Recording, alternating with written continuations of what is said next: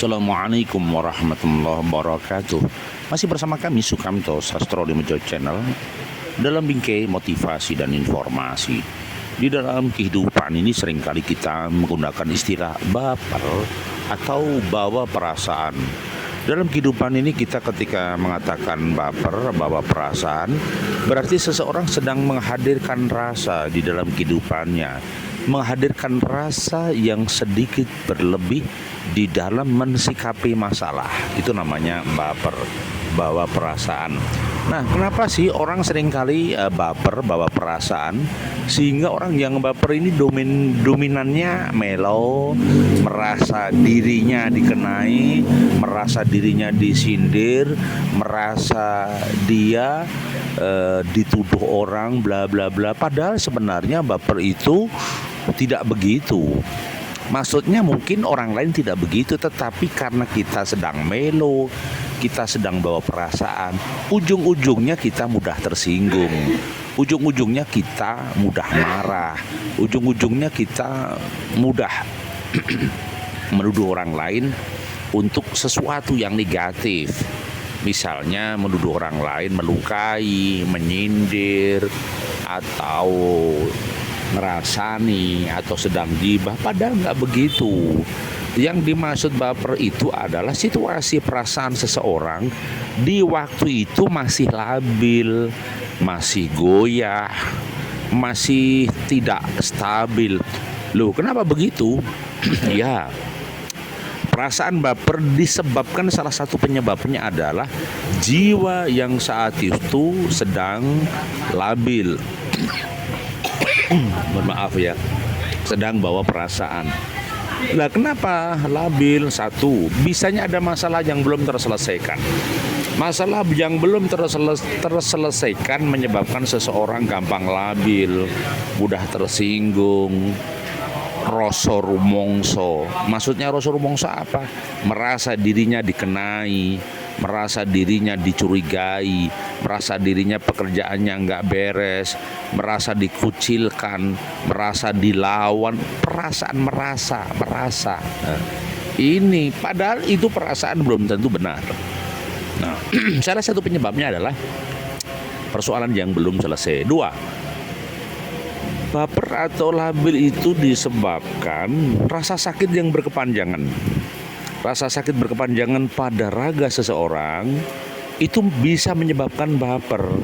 Mudahnya melo, teringat mati, merasa bersalah, tidak bisa menjalankan aktivitasnya, tidak bisa mencari rupiah, atau tidak bisa bekerja.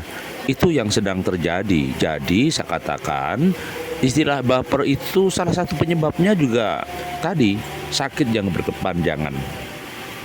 Kemudian yang ketiga, kurang matang di dalam menganalisa kehidupan, kurang matang psikologisnya. Jadi orang yang kurang matang di dalam referensi psikologisnya, pemikirannya, orang mudah menyalahkan, orang mudah menuduh, ya, orang mudah sekali melakukan justifikasi. Padahal tuduhan itu belum tentu benar loh. Tuduhan itu belum tentu terbukti loh. Ya, jadi justifikasi yang sering terjadi di dalam kehidupan itu yang membuat seseorang baper.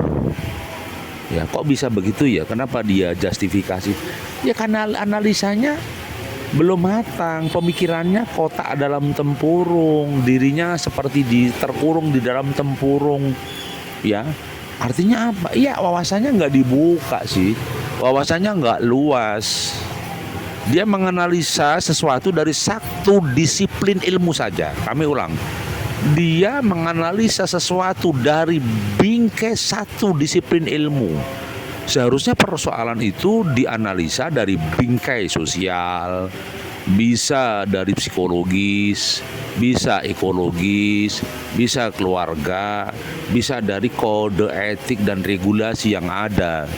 Jadi saya katakan, semakin wawasan seseorang itu semakin cerdas, semakin kuat, dipastikan ya orang tersebut akan lebih lebih gagah, akan lebih memahami segala persoalan yang ada.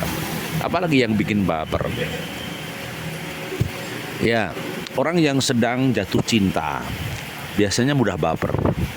Orang yang jatuh cinta ini bawaannya sih melo, bawaannya sih kasih. Tetapi dia sedang terjerembab dalam kubangan melo atau kubangan baper. Ya, kenapa? Dia sedang jatuh cinta. Orang yang sedang jatuh cinta itu merasa dirinya lebih diperhatikan, lebih terkonsentrasi pada jiwanya. Orang yang sedang jatuh cinta, kepekaan rasanya lebih dominan 50%. Misalnya biasanya 100% jadi 150%. Jadi orang yang sedang jatuh cinta, tingkat melonya lebih tinggi. Ya, tingkat mudah tersinggungnya lebih tinggi.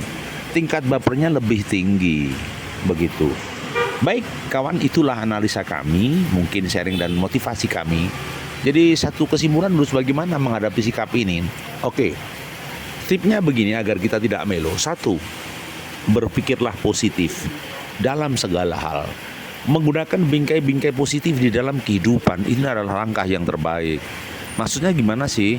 Maksudnya orang itu ketika mengambil segmen sesuatu itu dari sisi positif, jangan negatif. Analisa dulu sebab musababnya kenapa terjadi, maka bingkai positif itulah yang membuat seseorang tidak melo. Kemudian yang kedua, jangan mudah melakukan justifikasi. Ya, kita kusnudon, kita berprasangka baik pada orang lain agar yang terjadi kita tidak gampang melo, tidak gampang menuduh. Ya. Kemudian yang ketiga, jangan gampang menghakimi. Misalnya langsung menuduh salah, langsung menuduh keliru. Jangan. Itu bahaya dalam kehidupan kita. Sekali lagi, jangan pernah menuduh. Ya.